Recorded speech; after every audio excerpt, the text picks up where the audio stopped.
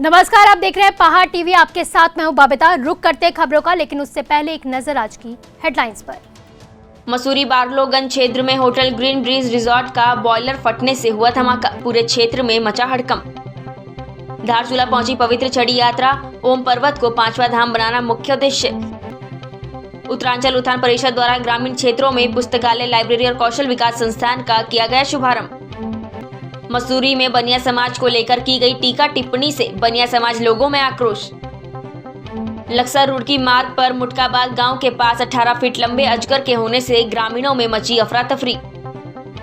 उत्तराखंड के पूर्व सीएम हरीश रावत कल हरिद्वार पहुंचे। उन्होंने कहा कि उनकी तरफ से उत्तराखंड में देवस्थानम बोर्ड भंग है, चाहे वो आज भंग हो या उनकी सरकार आने पर भंग हो। हरीश रावत BAVEAL परिसर के सेक्टर 4 स्थित सामुदायिक केंद्र में छठ पूजा पर आयोजित सांस्कृतिक कार्यक्रम में शिरकत करने आए थे। इस दौरान हरीश रावत ने पूर्वांचल के लोगों को छठ पर्व की शुभकामनाएं दी और वहीं जनता से घोषणा पत्र पर मांगे सुझावों पर उन्होंने कहा कि इसके लिए उन्हें 9 तारीख का इंतजार है।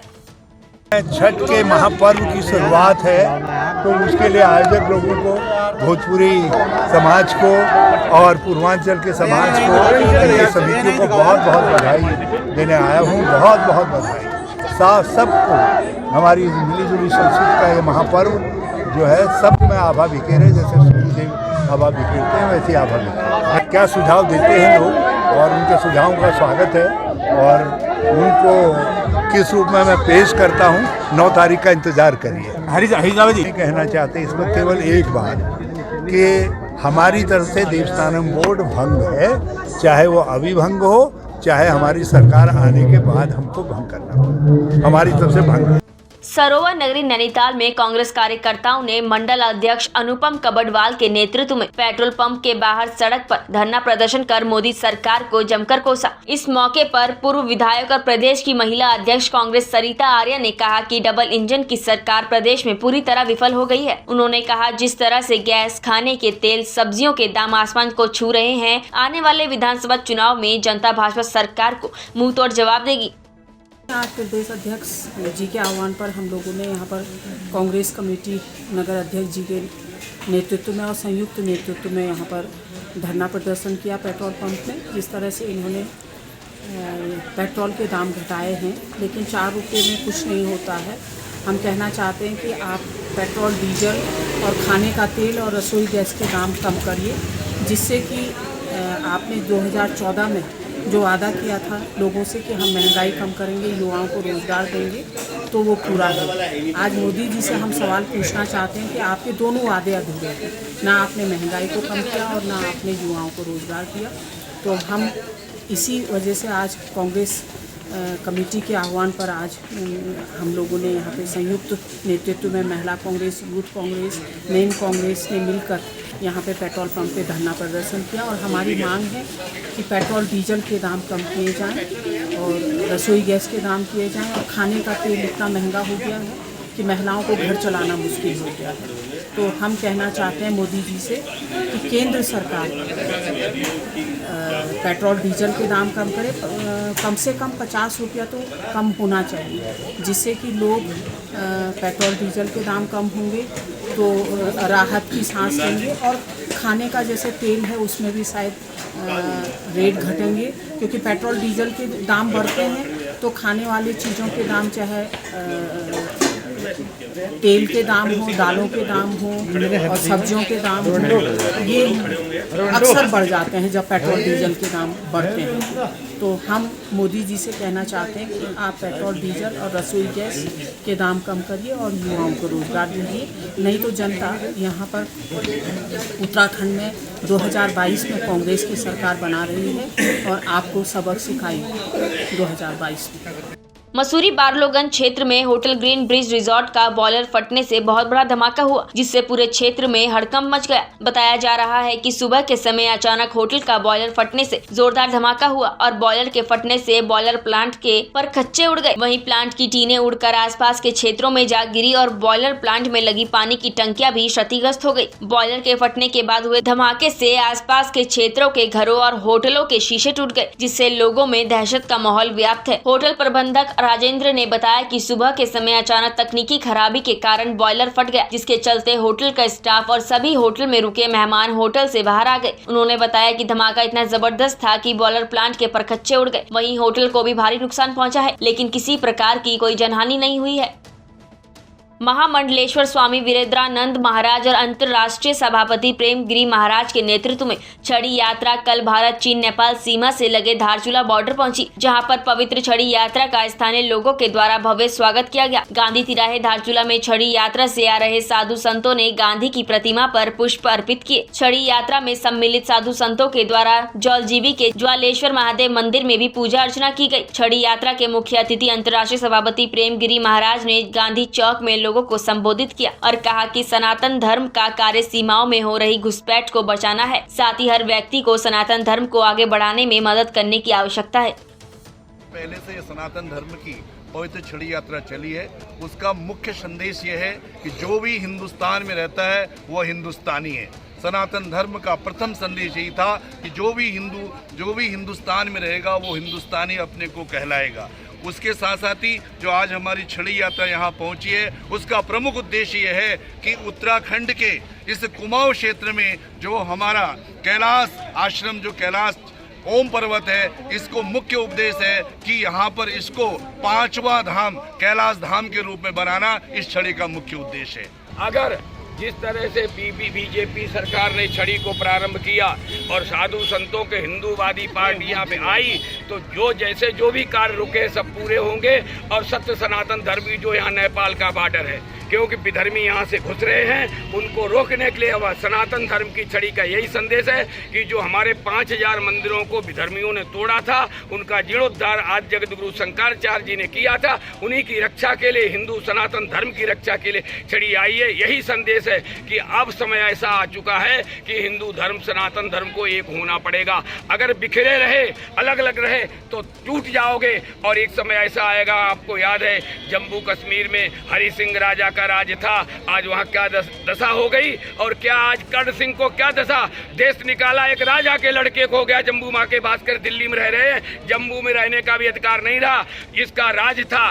तो ये सनातन धर्म की छड़ी का यही संदेश धारचूला के लिए है कि आप लोग एक बॉर्डर की रक्षा के लिए, जैसे हमारे शंकराचार्य जी ने उधर बद्रीनाथ जोशी मठ में मठ बनाया था कि कोई विधर्मी घुसेगा तो हम उसको परास्त करेंगे, इसी तरह से धारचूला। कालाडूंगी विधानसभा के कोटाबाग ब्लॉक अंतर्गत दोहनिया ग्रामीण क्षेत्र में उत्तरांचल उत्थान परिषद द्वारा ग्रामीण क्षेत्रों में पुस्तकालय, लाइब्रेरी और कौशल विकास संस्थान का शुभारंभ किया गया, जिसका शुभारंभ कैबिनेट मंत्री अतीश्वरानंद महाराज ने किया। ग्रामीण क्षेत्र में शिक्षा को बढ़ावा देने और ग्रामीण महिलाओं को शिक्षित कर अपनी रोजमर्रा के कार्यों को करने के लिए किस प्रकार मददगार होगा, इसके लिए संस्थान को ग्रामीण क्षेत्र में खोला गया है। इस संस्थान को उत्तरांचल उत्थान परिषद द्वारा संचालित किया जाएगा, जिसकी संस्थान की स्थापना करने में प्रदेश संयोजक उत्तराखंड मनोज पाठक के प्रयासों से पूर्ण हो पाया। कार्यक्रम में जिला पंचायत अध्यक्ष बेला तोलिया और क्षेत्रीय प्रशासन भी मौजूद रहा। कैबिनेट मंत्री अतीश्वरानंद ने कहा कि कोटाबाग क्षेत्र के विद्यार्थियों को अपने क्षेत्र में अलग अलग विभागों की तैयारी के लिए क्षेत्र से बाहर जाना पड़ता था, जिसका लाभ निश्चित तौर पर क्षेत्र के विद्यार्थियों को मिलने वाला है।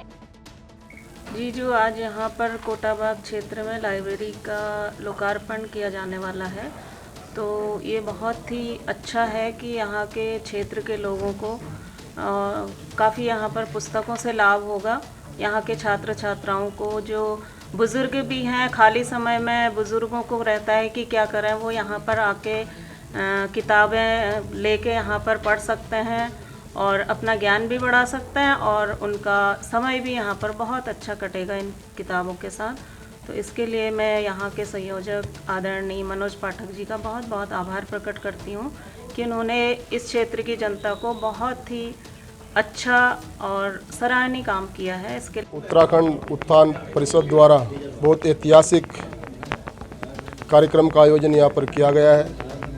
निश्चित रूप से जो भी हमारे इस क्षेत्र के छात्र विद्यार्थी अपनी परीक्षाओं की तैयारी के लिए, ये किसी कंपटीशन की तैयारी के लिए, किसी को हल्द्वानी जाना पड़ता था, किसी को नैनीताल जाना पड़ता था, किसी को हरिद्वार जाना पड़ता था, किसी को देहरादून जाना पड़ता था क्योंकि बहुत गरीब क्षेत्र है।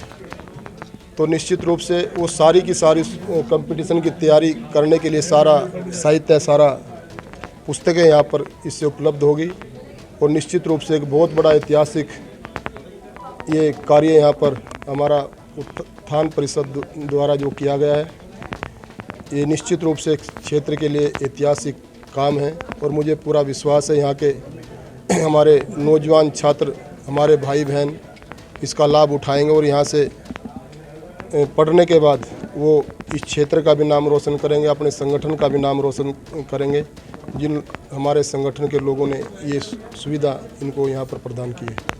आज टीकाराम गोपाल दत्त सेवादीप निकेतन जो कि उत्तरांचल उत्थान परिषद के तत्वाधान में यहाँ पर चल रहा है, उसका लोकार्पण कार्यक्रम आज यहाँ पर है और पूरे कोटाबाग क्षेत्र की जनता हर्षित है।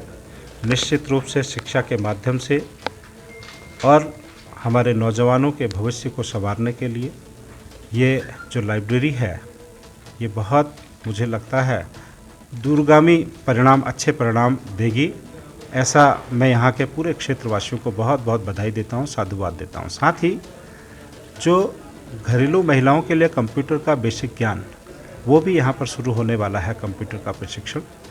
घरेलू महिलाओं के लिए जो उनके पानी के बिल जमा करने में, बिजली के बिल जमा करने में, विभिन्न रेसिपीज़ के अध्ययन के लिए, उसको बनाने के लिए बहुत कामयाबी देगा। मैं सबको बहुत बहुत बधाई देता हूँ।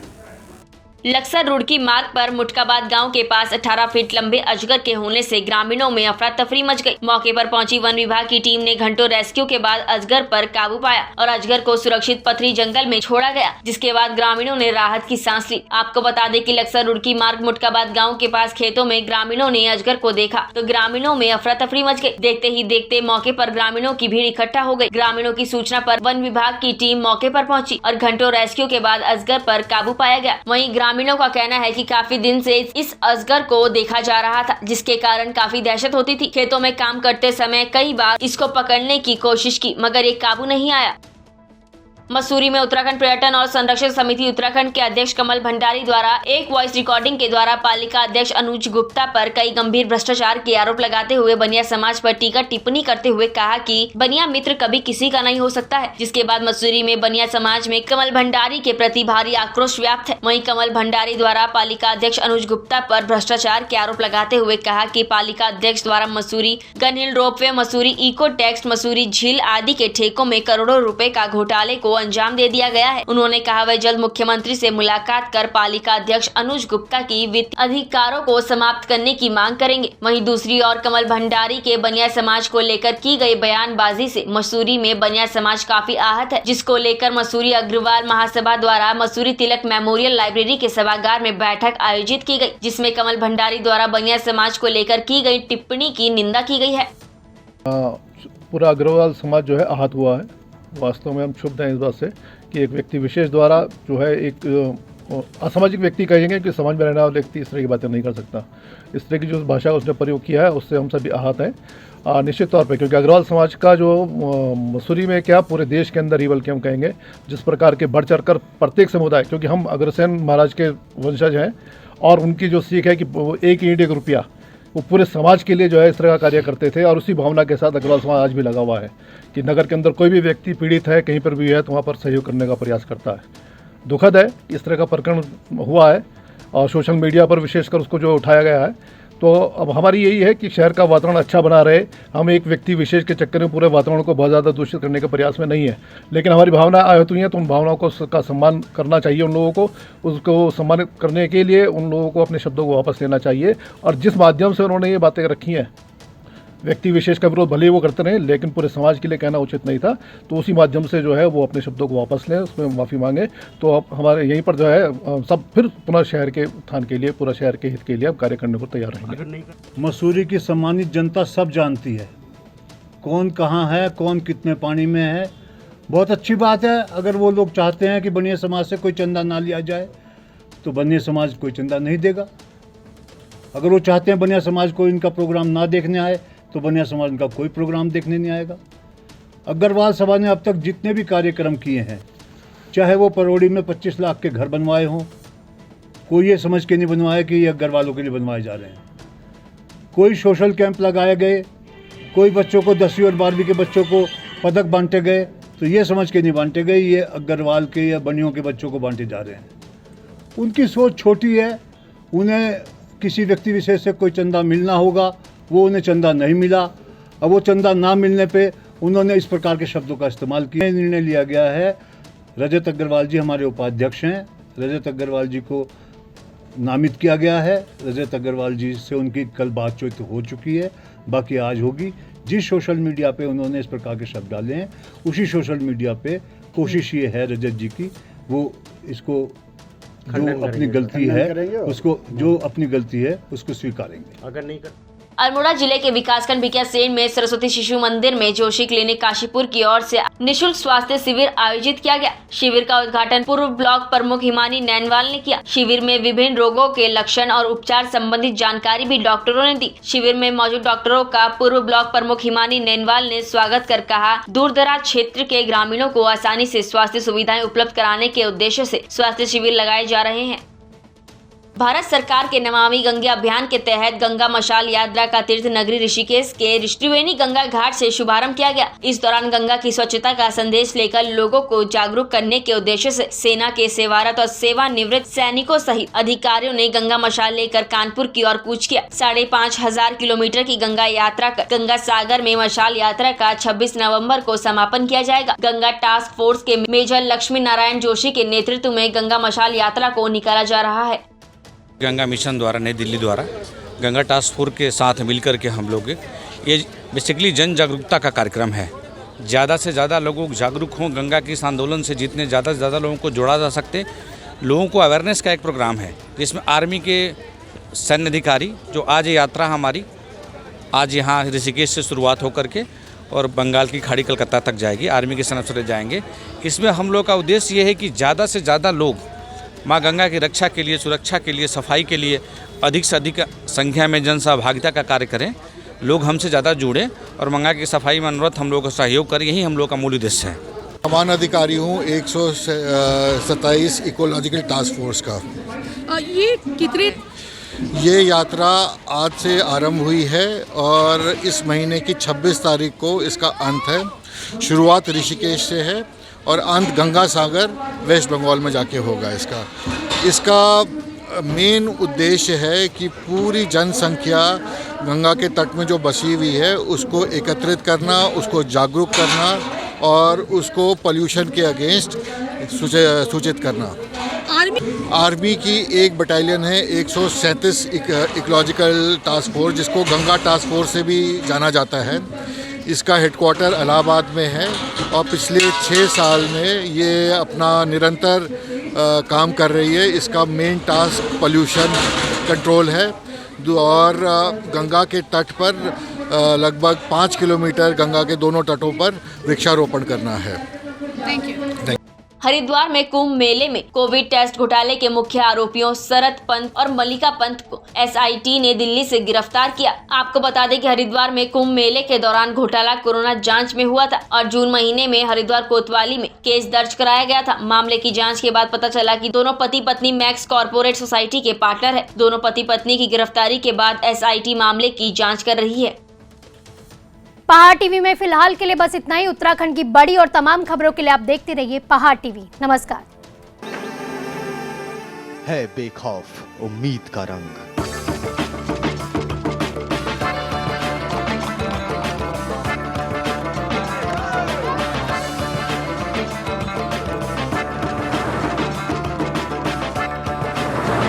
है आस्था भी।